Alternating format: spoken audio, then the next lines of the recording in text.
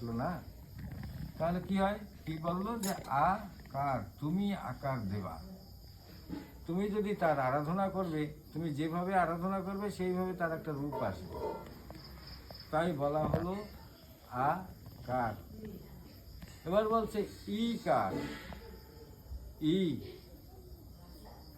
ইনি, ইকার ইনি, তুমি যাকে আকার দিয়েছ তিনি।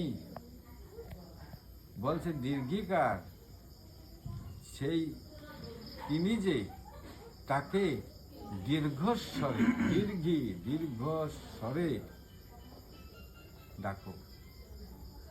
এইভাবে প্রত্যেকটা স্বরবর্ণ ও ব্যঞ্জন বর্ণকে বর্ণনা আছে। আমরা স্বরবর্ণ ব্যঞ্জন বর্ণকে শুধুমাত্র কি করি, শুধু পাঠ্যপুস্তকে পাঠ্য বই হিসেবে পড়ি বা শিক্ষা করি, এইটুকু শেষ। কিন্তু এর মূল যে অর্থ, সেই অর্থটুকু আমরা জানার চেষ্টা করি না। জ্ঞানী জীবন মুক্ত দশা পাইনু করি, মানে বস্তুত জ্ঞান, বস্তুত বুদ্ধি শুদ্ধ নয় কৃষ্ণ ভক্তি বিনে। জ্ঞানী জীবন মুক্ত দশা, জ্ঞানী ভাবে যে আমি মুক্ত জীব, আমার আবার মায়া মমতা কিসের, আমি আবার মায়া আবদ্ধ হব কেন, এটা জ্ঞানী ভাবে। কিন্তু তার বুদ্ধি যে শুদ্ধ নহে, কেন শুদ্ধ নয়, যে তার ভক্তিহীন জন, তাই তার বুদ্ধিটাই শুদ্ধ না। কারণ বুদ্ধি শুদ্ধ না হওয়ার জন্যই তো এরকম ভাবনা। কেন এই কথা বললেন যে তার বুদ্ধি শুদ্ধ নহে? দেখুন, ভগবানের 6টা ঐশ্বর্য রূপ আছে। 1 শ্রী, 2 যশ, 3 ঐশ্বর্য, 4 বীর্য, 5 জ্ঞান, 6 বৈরাগ্য। এই 6টি ঐশ্বর্য ভগবানের। তিনি এই ঐশ্বর্য যখন খুশি, যেখানে খুশি সেখানেই তিনি প্রয়োগ করতে পারেন। এটা ঈশ্বরের ইচ্ছা, প্রভুর ইচ্ছা। কি বললো? শ্রী অর্থাৎ সুন্দর। ভগবান মরেন না, চিরসুন্দর। যে মরে সে চিরসুন্দর নয়, চিরনিত্য নয়, চিরসত্য নয়, তাই তো মরে, অস্তিত্ব থাকে না।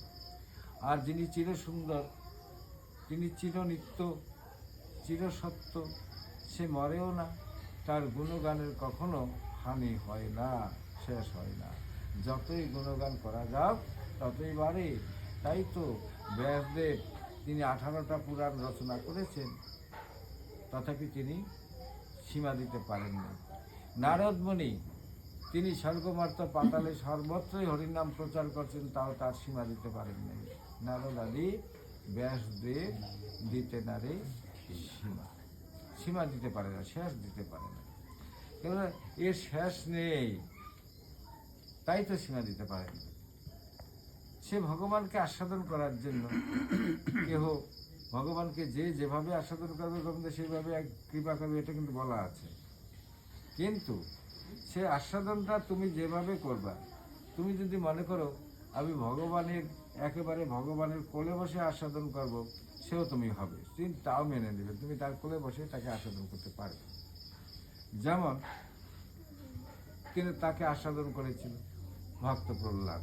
ভক্ত প্রহ্লাদকে তো তিনি সমুদ্র থেকে, জলের থেকে তুলে এনেছিলেন, কোলে করেই তো এনেছিলেন রাধে রাধে। তো ভক্ত প্রহ্লাদ তিনি আস্বাদন করেছেন, তার কোলেও উঠেছেন। ভক্ত ধ্রুবকে তিনি তাই করেছেন। তো ভগবানের ভক্তরা তাকে যেভাবে আস্বাদন করতে চাই, ভগবান তাকে সেইভাবেই আস্বাদন দিবেন। কিন্তু তোমাকে সেই আস্বাদনের জন্য যোগ্য হইতে হবে। অযোগ্য হলে তো আর আস্বাদন করতে পারবে না তুমি। যেমন মনে করো অযোগ্য, আর যোগ্য কাকে বলে? অযোগ্য। এখন তোমার মুখে একটা ঘাও হয়েছে, তুমি মুখে গরম বস্তু দিতে পারো না, গরম জিনিস, গরম বস্তু দিতে পারো না, ঝাল মুখে দিতে পারতেছো না, মুখে একটু টকও দিতে পারতেছো না, মুখে দিলে তোমার ঝালাই বা কষ্ট হয়। তাহলে তোমার মুখটা যোগ্য নয়, তাই তুমি পারছো না, আমি পারছি না। যখন আবার মুখটা ঠিক হয়ে যাবে তখন তুমি পারবে, তো যোগ্য হলো। সেইভাবে ভগবানকে আরাধনা করে তাকে, তার কোলে বসার বা তার কাছে যাওয়ার, তার সঙ্গে সে মধুর প্রেম লীলা রস আস্বাদন করার জন্য তোমার একটা যোগ্য দেহ লাভ করতে হবে। তো সেই যোগ্য দেহ লাভ করলে তবেই তো তোমাকে তিনি গ্রহণ করে নেবেন, যোগ্য দেহ হতে লাগে। অযোগ্য দেহে তো হবে না। মনে করো কেউ যদি বোবা হয়, কেউ যদি কানে শুনে না, তো অযোগ্য। কিসের অযোগ্য? তিনি বোবা, কথা বলতে পারে না, তিনি কি আর গান করতে পারবেন নাকি? গান শেখার জন্য অযোগ্য। তিনি কানে শুনেন না, যিনি কানে শুনেন না তাকে কানে শোনার মতন কোনো কাজ যদি দেওয়া, তা পারবে নাকি? পারবেন না, তার জন্য তিনি অযোগ্য। ঠিক তেমনি যার কোনো বুদ্ধি জ্ঞান নেই, লেখাপড়া শেখেন নাই, তাকে যদি বলা হয় তুমি একটু বেদ পাঠ করে শোনাও, সে পারবে নাকি? সেটা অযোগ্য। অথচ তার দেখতে সুন্দর, তার অঙ্গ প্রত্যঙ্গ সব ভালো, তার পয়সাও আছে, তার থাকার ঘরও ভালো, সে ঘুমায় ভালো, তার সুখী জীবন, কিন্তু অসুখী জীবন তিনি জানেন না লেখাপড়া, এই হলো তার অসুখী, অযোগ্য। আর যিনি যিনি অল্পতে সুখী, অল্পতে সুখী হয়, কিঞ্চিত পেলেই হলো আমার। গোবিন্দজি আমাকে পাঠিয়ে দিয়েছেন আমাকে শরীর রক্ষার জন্য, কিঞ্চিত পেলেই হলো। আমি যেন প্রভুর গুণগান করে করে এই দেহখানা শেষ করতে পারি, বা পাঠ হতে পারি। আমার অন্তিম কাল যেন প্রভুকে দর্শন করে করে যেতে পারি, বা তার লীলা গুণগান মুখে উচ্চারণ করে করে করে যেতে পারি। এই হলো ভক্তের ইচ্ছা। এমন ভক্তের ইচ্ছা যেখানে থাকে সেখানে ভগবান বাধ্য হয় তার কাছে কাছে থাকতে। কেননা তার যে কখন কি হবে সেটা রক্ষা করতে আমাকেই করতে হবে, ভগবান ভাবেন, কারণ তিনি যে আমাকেই সর্বস্ব দান করেছেন। তাই ভগবান তার কাছে কাছে থাকেন। দেখুন ভগবান থাকে। আর আমরা কীভাবে বলি যে ভগবান মন্দিরে আছে, ভগবান বৈকুণ্ঠে থাকে, ভগবান অমুক জায়গায় তমুক জায়গা থাকে ইত্যাদি আমরা বলিয়া থাকি। বস্তুত ভগবান কোথাও থাকেন না, তিনি তোমার হৃদয়ে থাকেন। আমাদের হৃদয়ে তিনি বাস করেন। আর এই যে আমাদের হৃদয়ে বাস করেন তিনি, সেখানে বসে বসে তিনি কী করেন? শুধু আমাদের দেহটাকে বেশ বাঁচিয়ে রেখেছেন। এই জন্যই বাঁচিয়ে রেখেছেন যে তুমি পাপ পুণ্য সব কিছু করবে, আমি না থাকলে তুমি করতে পারবে না, আমি চলে গেলে তুমি মরা। অতএব আমি তোমার ভিতরে আছি, তুমি পাপ করো পুণ্য করো সব কিছু সাক্ষী আমি লিখে রাখছি, সব সাক্ষী হয়ে থাকছে। একদিন শেষকালে, অন্তিমকালে, বা তোমার চাওয়ার সময় তুমি চাইলে তখন আমি তোমাকে দেখিয়ে দেব তুমি চাওয়ার মতন যোগ্যতা তোমার আছে কি না। তুমি তো এই কাজগুলি করেছো, তোমার তো চাওয়ার যোগ্যতাই নষ্ট করে ফেলেছো, দেখিয়ে দিল। এবার বললো জ্ঞানী জীবন মুক্ত দশা পাইনু করি, মানে বস্তুত বুদ্ধি শুদ্ধ নয় কৃষ্ণ ভক্তি বিনে। জ্ঞানী ভাবছে আমার মতন জ্ঞানী আর কে আছে, আমার মতো ঐশ্বর্য লাভ আর কে করেছেন? যেমন ধ্রুব, তিনি ঐশ্বর্য লাভ করেছিলেন। কি ঐশ্বর্য লাভ করেছিলেন? তার একটা ঐশ্বর্য লাভ করেছিলেন। কি ঐশ্বর্য? যে সারূপ্য। এই যে ভগবানকে আরাধনা করার পরে যে লাভ হয়, ভজনের যেটা ফল পাই, সে একটা ফল হলো সারূপ্য ভক্তি। আমি ভজনের গুণে সারূপ্য, কৃষ্ণের মতন রূপ লাভ করেছি। এই লাভ করেছিল, উদ্ধব লাভ করেছিল। সেই উদ্ধবের অভিমান হলো যে আমি ভজনের দ্বারা গোবিন্দের সারূপ্য রূপ লাভ করেছি, আমি অনেক বড় জ্ঞানী, এই অভিমান ছিল তার।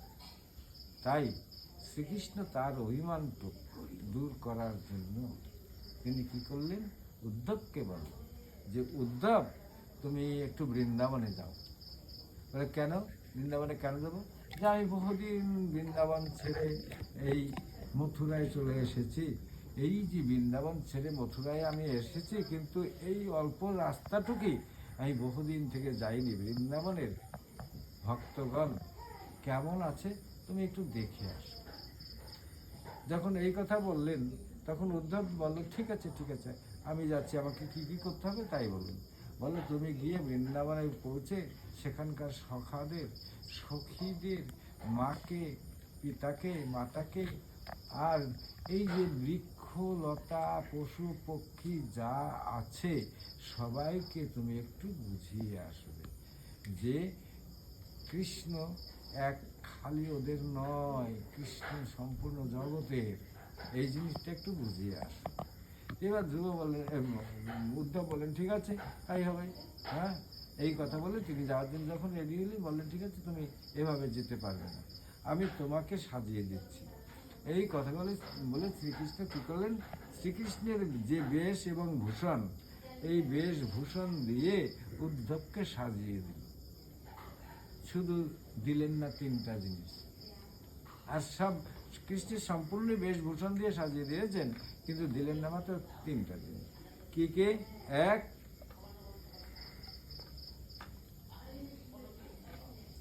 তার ধরা দেন নাই। দুই, চূড়া, তার মাথায় যে মোহন চূড়া থাকতো সেই চূড়াটা দেন নাই। তিন, তার মোহন বাঁশি, এই বাঁশিটা দেন নাই। ধরা, চূড়া, মোহন বাঁশি, এই তিনটা জিনিস শুধু দেননি। বাদ বাকি সম্পূর্ণ শ্রীকৃষ্ণের যে বেশভূষণ সব দিয়ে তাকে সাজিয়ে দিয়ে এবার বললেন তুমি এবার বৃন্দাবন যেতে পারো। তো উদ্ধব চললেন, বললেন না না, এভাবে যেতে পারবে না। কিভাবে? যে তুমি তোমার রথ নিয়ে যেতে পারবে না, তুমি আমার রথখানা নিয়ে যেতে হবে। তো কৃষ্ণ যে রথখানে চড়তেন সেই রথটা চালাইতো, তার সারথীর নাম ছিল দারুক। এবার দারুককে দিয়ে কৃষ্ণ যে রথে চড়ে যেতেন সেই রথে বসিয়ে দিল। দারুককে বললেন যে তুমি এই উদ্ধবকে বৃন্দাবনে নিয়ে যাও। তাই দারুক এবার উদ্ধবকে নিয়ে বৃন্দাবনের সীমান্তে এসে উপস্থিত হয়েছে। যখন বৃন্দাবনের সীমান্তে এসে উপস্থিত হয়েছেন তখন ঠিক মধ্যাহ্নকাল প্রায় মধ্যাহ্নকাল ছিল, অতএব 12টার পরে আর কি। তো এবার উদ্ধব এই মধ্যাহ্নকালের সূর্যের তেজে একটু পরিশ্রান্ত হয়েছেন, গরমও লাগছে, তাই তিনি একটা বৃক্ষ তলায়, বৃন্দাবনের প্রবেশের যে সন্ধি জায়গা সেই জায়গাটায় একটা বৃক্ষ তলে বসে বিশ্রাম নিচ্ছেন। আর সেই সময় সেই বৃক্ষের উপরে কে যেন কথা বলছে, কি বলছে যে দেখো দেখো বৃন্দাবনে আবার কৃষ্ণের উদয় হয়েছে, বৃন্দাবনে আবার কৃষ্ণ আবার বৃন্দাবনে এসেছেন। যখন এই কথা বলল সেখানে আর একজন বলল, আরে বৃন্দাবনে আবার কৃষ্ণ আসবে? কৃষ্ণ বৃন্দাবনে আসে নাকি? তিনি তো বৃন্দাবন ছেড়ে চলে গেছেন, বৃন্দাবনে তিনি আসবেন না রে, বৃন্দাবনে কৃষ্ণ আসেন না। কি বলছো বৃন্দাবনে কৃষ্ণ? তুমি চক্ষু বুঝে বসে আছো আর বলছো না দেখে না শুনে? কি আমি বলছি নাকি? আমরা যে গাছে বসে আছি দেখো, গাছের নিচেই তো বসে আছে সেই শ্রীকৃষ্ণ। তুমি একবার তোমার চক্ষুটা খুলো, চক্ষু মুদে কেন বসে আছো? খুলে দেখো না একবার তাকিয়ে। এবার সে বলছে, কি বলছে যে না রে আমি চক্ষু খুলবো না, কারণ তো কৃষ্ণই না। উদ্ধব শুনলেন, কি শুনলেন? আরে গাছে ছোট্ট ছোট্ট দুইটা পাখি, একটার নাম টোনা আর একজনের নাম টুনি। এই টুনিটা বলছে টোনাকে যে দেখো বৃন্দাবনে কৃষ্ণের উদয় হয়েছে, আর টোনা বলছে কৃষ্ণ নয়, ইনি কৃষ্ণ নয়। তুমি বুঝলে কেমন করে কৃষ্ণ নয়? উদ্ধব তো এটাই চেয়েছিল, কি আমি যে কৃষ্ণ নই ও তো দেখলই না, ও তো চক্ষু নয়ন মুদেই তো বসে আছে। তাহলে না দেখে না শুনে কেমন করে বললো যে আমি কৃষ্ণ নই? হ্যাঁ, তুমি ভালো কথা জিজ্ঞেস করছে, তুমি নয়ন মুদে বসে আছো, তুমি কেমন করে বুঝলে কৃষ্ণ নয়? বলছে দেখো ইনি যে কৃষ্ণ নয় সে আমি বুঝতে পেরেছি।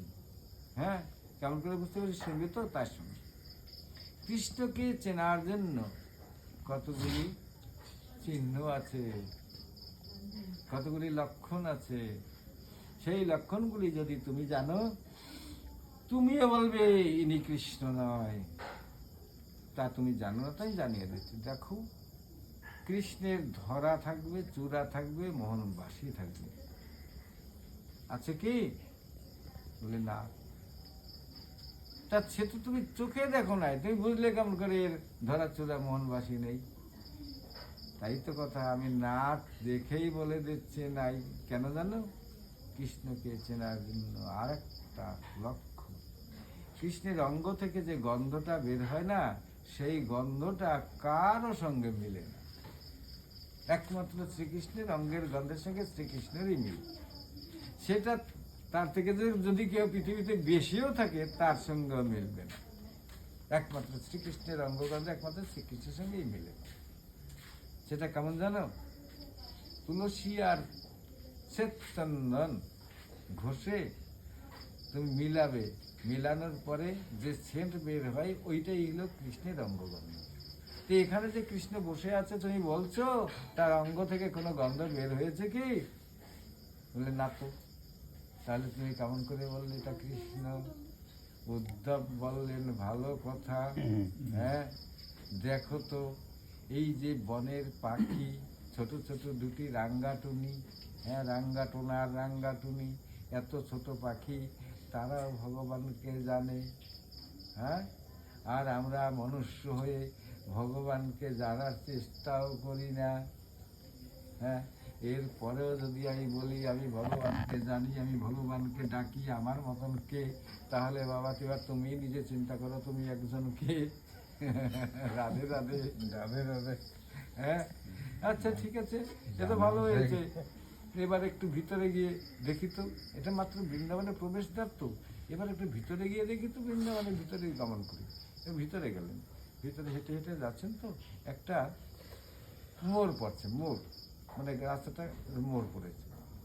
মোড় ঘুরেই দেখে একজন রাস্তায় বসে আছে, আর নয়ন বোধে কৃষ্ণ কৃষ্ণ বলে তিনি নয়ন জল ছেড়ে দিয়েছেন। কৃষ্ণ কৃষ্ণ বলছেন আর নয়ন জল তার পড়তে আছে।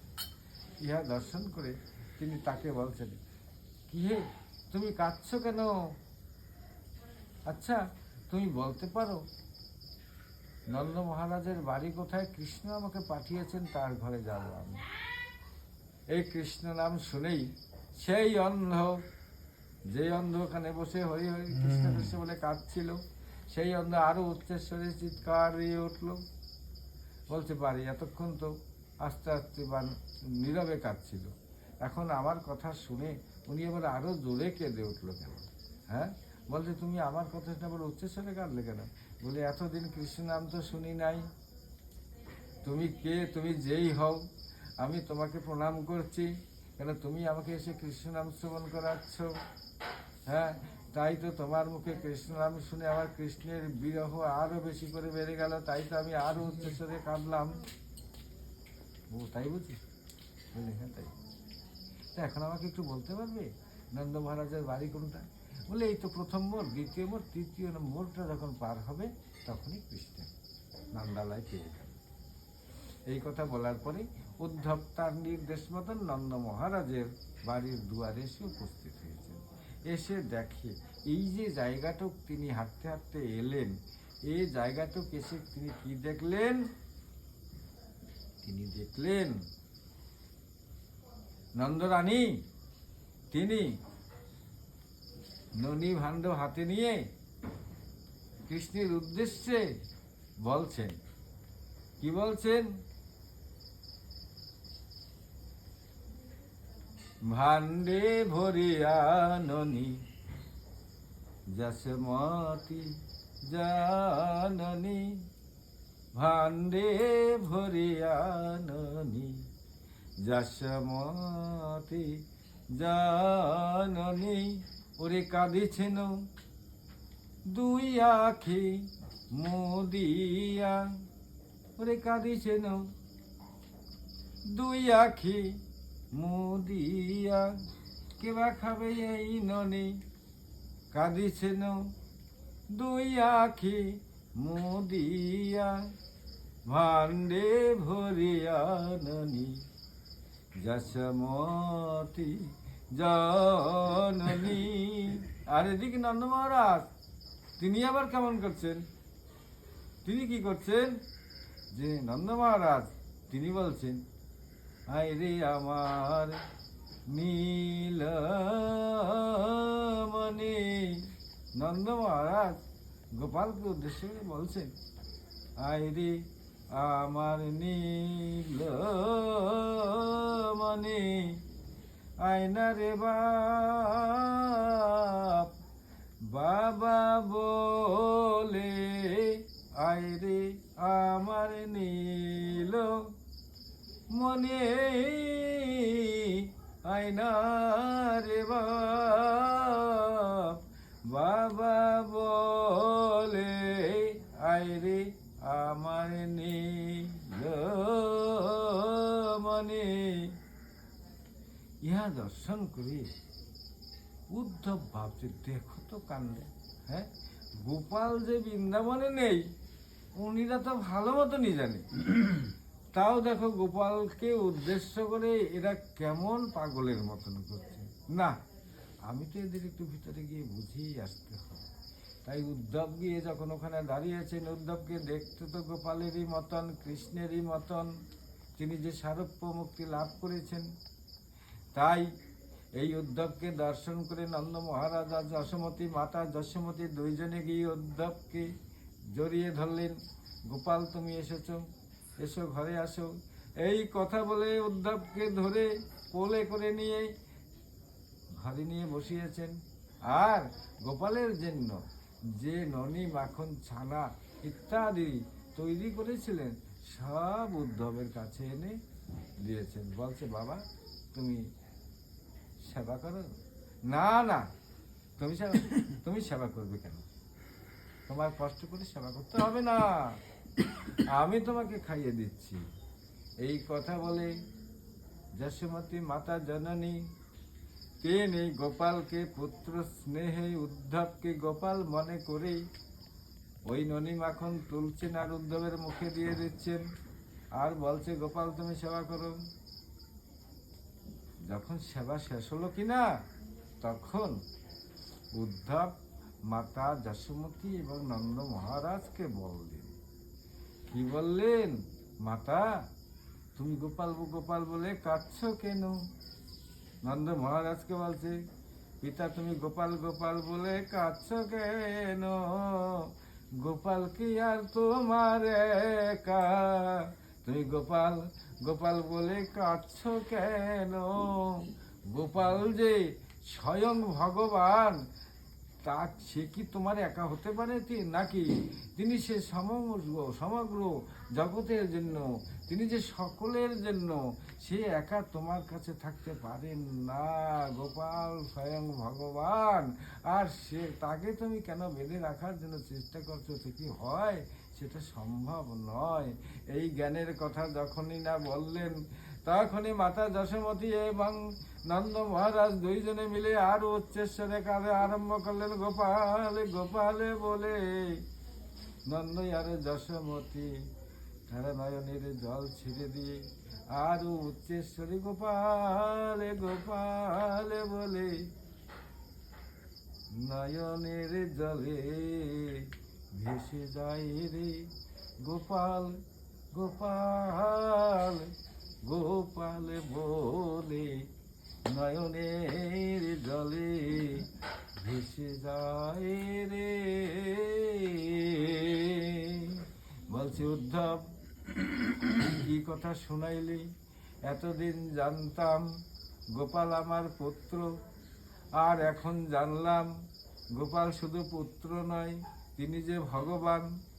তাই তো আমি আগে কেঁদেছি মাত্র পুত্রের জন্য, এখন আমাকে আরো বেশি করে কাঁদতে হবে। কেননা আমি আমার পুত্র গোপালকে হারিয়েছি, সঙ্গে সঙ্গে আমি ভগবানকেও হারিয়েছি। আমি যে শুধু পুত্রকে হারিয়েছি তা নয় রে, আমি যে এখন সঙ্গে সঙ্গে আমি যে আমার পুত্রের সঙ্গে ভগবানকে হারিয়েছি। কি কথা শোনালি উদ্ধব? আমি আমার পুত্রের সঙ্গে আমি ভগবানকে হারিয়েছে, আমি এতদিন জানতাম না রে গোপাল আমার ভগবান। এতদিন আমি জানতাম না রে। এই কথা বলে নন্দ মহারাজ এবং যশোমতী দুইজনে অঝরে নয়নের জল ছেড়ে দিয়েছেন। গোপা এবার উদ্ধব দেখলো আরো এক মহাবিপদ। আমি কি বুঝাইলাম, আমি কি বুঝাতে এসেছি, আর এরা বা কি বুঝলো? হ্যাঁ, তাই এবার বলছে মাতা একটু সুস্থ হন, বলছে পিতা একটু সুস্থ হন। তারা দুইজন সুস্থ হয়েছে। বলছে উদ্ধব আর কি বলবি? বলছে আমার আর কিছু বলার নাই গো। হ্যাঁ, আমার যা বুঝার তা হয়ে গেছে, আমার আর কিছু বুঝারও নাই আর বলার নাই গো। এই জন্যই তো শ্রীকৃষ্ণ আমাকে এই বৃন্দাবন পাঠিয়েছে। আমার বলো, আমার বড় অভিমান ছিল, আমার বড় মাগো পিতা, আমার বড় অভিমান ছিল। আমি ভজনের গুণে কৃষ্ণের মতন রূপ ধারণ পেয়েছি, আর আমি বড় জ্ঞানী, আমি ভগবানের একজন প্রিয় ভক্ত, এই বড় অভিমান ছিল। কিন্তু দেখলাম, আমি কি দেখলাম, জ্ঞানী জীবন মুক্ত দশা পাইন করি মানে, আর জ্ঞানী জীবন মুক্ত দশা পাইন করি মানে। বস্তুত জ্ঞান বুদ্ধি শুদ্ধ নহে, কৃষ্ণ ভক্তি বিনে। বস্তুত বুদ্ধি শুদ্ধ নহে, কৃষ্ণ ভক্তি বিনে। তাই মাতা, তোমাদের মতন প্রেমও নেই, আমার ভক্তিও নেই। তাই তো আমাকে শ্রীকৃষ্ণ এখানে পাঠিয়েছেন যে তোমার জ্ঞান কেমন আর ভক্তি কেমন, একটু বৃন্দাবনে গিয়ে দেখে এসো। উদ্ধব একটু বৃন্দাবনে গিয়ে দেখে এসো, বৃন্দাবনের গোপীদের জন্য আমি কেন কাঁদি, তুমি বৃন্দাবনে গিয়ে একটু দেখে আসো। বলছে আমি বৃন্দাবনের গোপীদের জন্য, আমি সখীদের বা সখাদের জন্য, মাতা পিতার জন্য আমি কেন কাঁদি, তুমি একটু বৃন্দাবনে গিয়ে দেখে এসো, না গেলে তো বুঝবে না গো। তাই তো তিনি আমাকে এত সুন্দর করে কৃষ্ণের মতন করে সাজিয়ে দিয়েছেন, বৃন্দাবনে পাঠিয়ে দিয়েছেন। মাতা, আমার আর কিছু বলারও নেই, আমার কিছু বলার নেই, আর আপনারা আমার প্রণাম গ্রহণ করুন। এই কথা বলেই উদ্ধব নন্দ মহারাজ আর মাতা যশোমতী সহ শ্রী বৃন্দাবনকে প্রণাম করে সেখান থেকে ঘুরে এলেন। রাধে রাধে শ্লোক ছন্দে গ্রন্থ রইল আর বাদন হরিয়া সবে বলো হরি। জয় জয় রাধা প্রেমানন্দে হরি হরি বল। জয় জয় নিতাই গৌর সীতানাথ প্রেমানন্দে হরি বলো রাধে রাধে রাধে রাধা রানী কি জয়।